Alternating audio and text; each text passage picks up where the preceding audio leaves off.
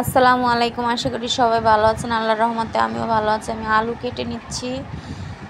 আমি মাংস রান্না করব। মরিচের গুঁড়ি ফুরায় গেছে, মরিচের গুঁড়িটা ভরে নিচ্ছি বাটিতে, কৌটাতে। লবণও ফুরায় গেছে, লবণও ওইটা নিতে হইব। প্যাকেট নিয়ে আসছি। ঘুম পাইতাছে, ডালটা বাগার দিয়ে নিব।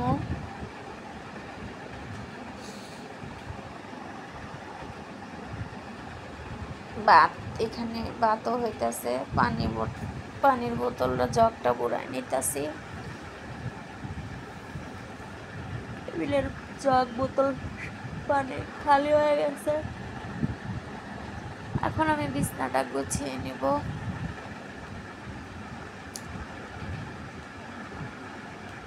এই খাতাটা আমার ভাগ্নে দিছে, ফুল করে সেলাই করা।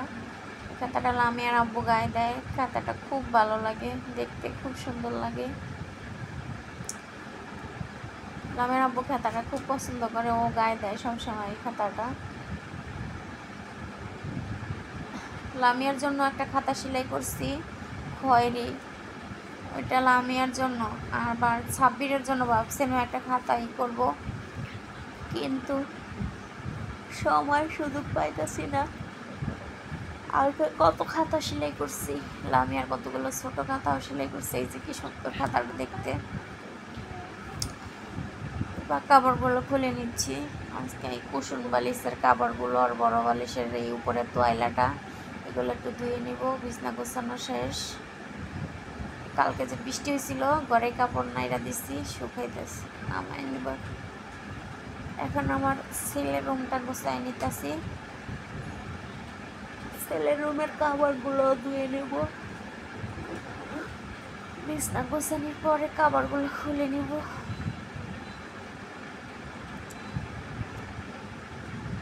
রুমের চাদরটা লাল, লামিয়ার কোল বালিশের কাপড়গুলো লাল, দেখতে সুন্দর লাগে।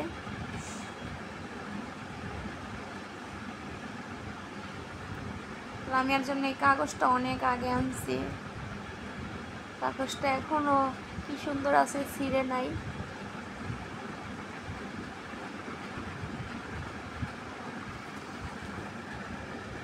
বাবা, এই রুমে সব সময় সারা দিন রাত থাকা পড়ে, কারণ এই রুমটাতে টিভি আছে, তাই এই রুমে থাকি। ছেলে মেয়ে নিয়ে সারা দিন রাইতে এই রুমেই থাকা পড়ে। আর আজকে 2 দিন 3 দিন আমি এই রুমেই ঘুমাইতেছি। বাবা মা যাওয়ার পরে আমার মনটা খুব খারাপ, তাই আমি ছেলের রুমে 2 দিন ধরে ঘুমাই। তাই লামিয়ার কোল বালিশগুলো এই রুমেতেই আছে। এটা লামিয়ার খাতা, মুতে না রাতে, তারপরও বাচ্চা মানুষ যদি ভুলে মুইতা টুইতা দেয় হঠাৎ করে, তার জন্য আমি সবসময় খাতাটা লাইচ্ছা ঘুম পাতাই।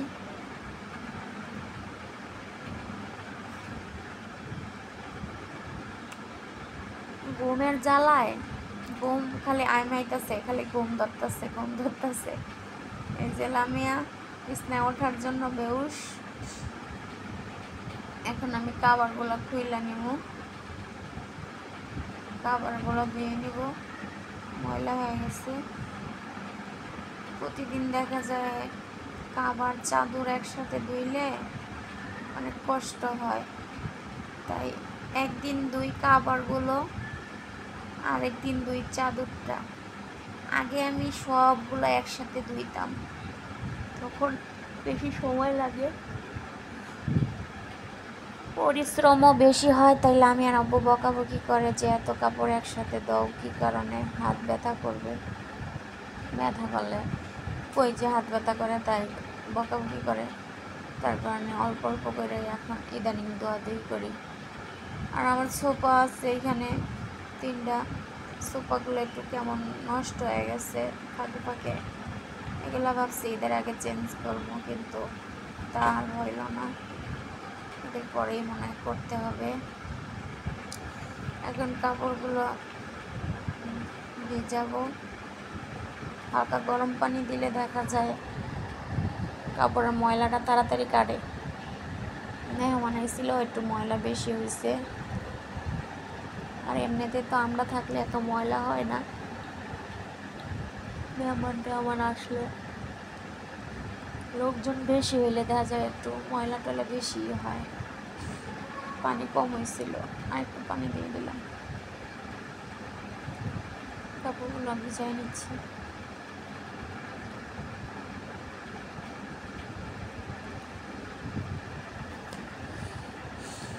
ওদিকে আমার রান্না চলতেছে, চুলায় মাংস বসাই দিছি, মাংস হইতেছে।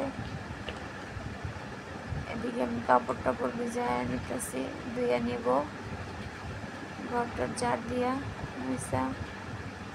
আমি আব্বুর গামছাটাও ময়লা হয়েছে, দিয়ে দিলাম সাথে।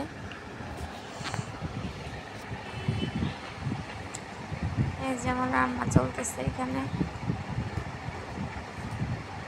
ডাউল আর ভাত হয়ে গেছে। এখন আমি তরকারিটা বসিয়ে দেব।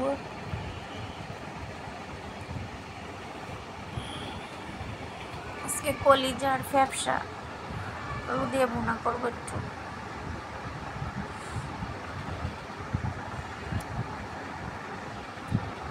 আলু আমরা পছন্দ করি না, কিন্তু বাচ্চাদের জন্য দিতে হয়।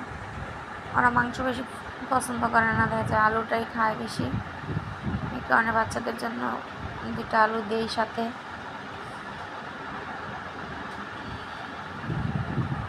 হলুদ মরিচ দেওয়া শেষ, কষিয়ে নিচ্ছি। এবার মাংসটা দিয়ে দিব।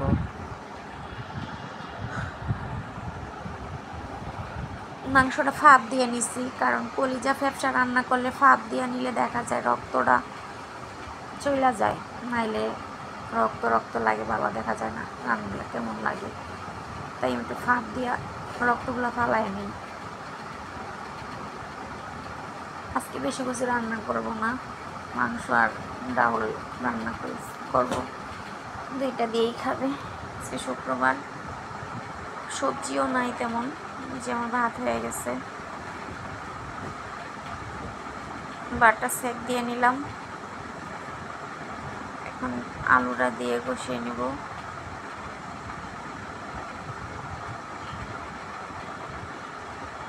আজকে সকালে ঘুম থেকে উঠলাম 9টা বাজে, এখনো সকালে নাস্তা করা হয়নি। রান্না শেষে নাস্তা করব, কারণ কালকে পরাটা খাইছি বাইরের থেকে, না ভালো লাগে না ডেলি ডেলি পরাটা খাইলে, দেখা গেছে আমার গলা জলে গ্যাস্ট্রিকের সমস্যা। আর বাচ্চারা কেক খাইছে, ডিম সিদ্ধ করে দিয়েছি, ওগুলা খাইছে। এই যে আমার লামিয়া কি দুষ্টমি করতেছে, আমি কাজ করতেছি আর ও দুষ্টমি করতেছে। শোকেসের গ্লাসগুলো একটু মুছা নিব স্প্রাইটা দিয়ে। লামিয়া টেবিলের উপরে বইসা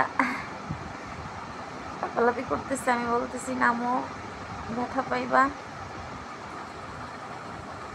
কি দুষ্টামি করে মেয়েটা। যে গ্লাসে হাত দিতেছে আর আমি মুছতেছি, আমি বলতেছিলাম মেয়ে হাত ছড়াও, আমি মুইসা নিতেছি। বাচ্চা থাকলে দেখা যায় কি জিনিসপত্র পরিষ্কার করে রাখা যায় না। আগে ও না থাকতে সাব্বির তো বড় হয়ে গেছে মাশাল্লাহ, এখন ও ছোট, ওর কারণে আর কি পরিষ্কার করে রাখা যায় না। আমি যতই পরিষ্কার করি আর ও ময়লা করতে থাকে। তারপর আলহামদুলিল্লাহ অন্য বাচ্চাদের থেকে আমার মেয়েটা অনেক ঠান্ডা, তেমন একটা ময়লা করে না। ড্রেসিং টেবিলটাও মুছে নিলাম। এখন কাপড়গুলো কেচে নিচ্ছি, অনেকগুলো কাপড়।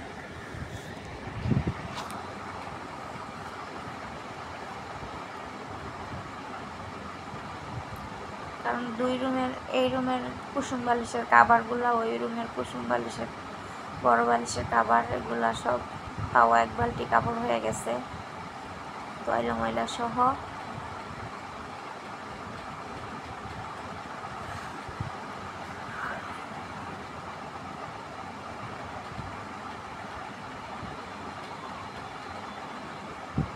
আমি আর শুধু যেখানে যাই সেখানেই আমাকে বিরক্ত, যেখানে যাব সেখানেই ও বিরক্ত করবে আমাকে। হয়েছে ওর কাজ।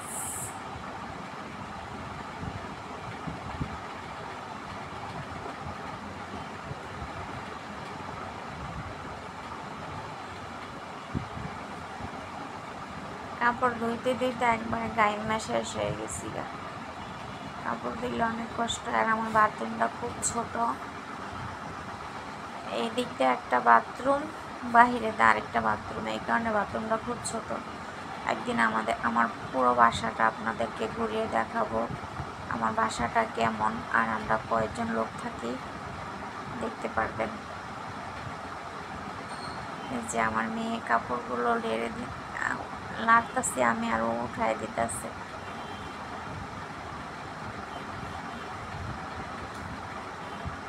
ও সবসময় আমি উপরে কাপড় লমু যে, এই কারণে ও আমার কাপড়গুলো হাতে হাতে উঠায় দেয়। মাশাআল্লাহ, আমার মেয়েটা বড় হয়ে গেছে, আমার কাজে সাহায্য করে।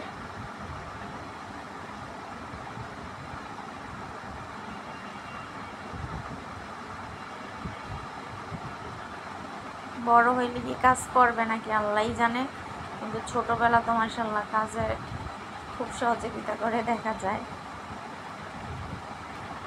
ছোটবেলা যারা কাম ভালো করে মায়েদের সাথে, বড় হইলে তারা আবার অনেক হয়ে যায়, পাজি হয়ে যায়।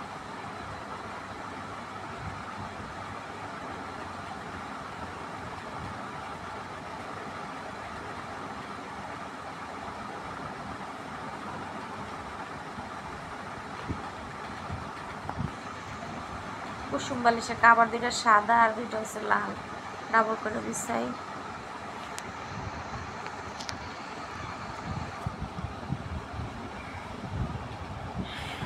এই ক্লিপগুলো লাগাই না দিলে দেখা যায় বাতাস উড়া যায়,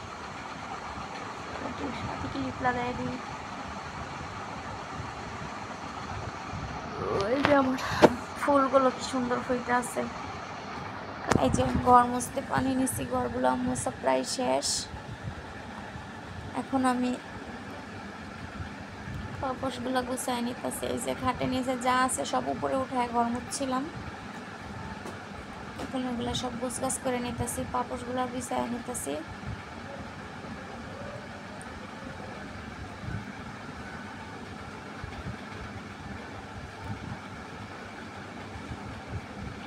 সাথের কাজ সাথে না করলে দেখা যায় ভালো লাগে না, সাথে সাথেই কইরা নেই।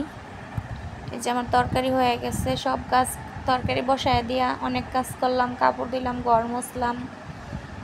এখন আমার তরকারি হয়ে গেছে, তরকারিটা ঢেলে নিয়েছি। আশা করি আমার ভিডিওটা আপনাদের কাছে ভালো লাগবে। Bye bye.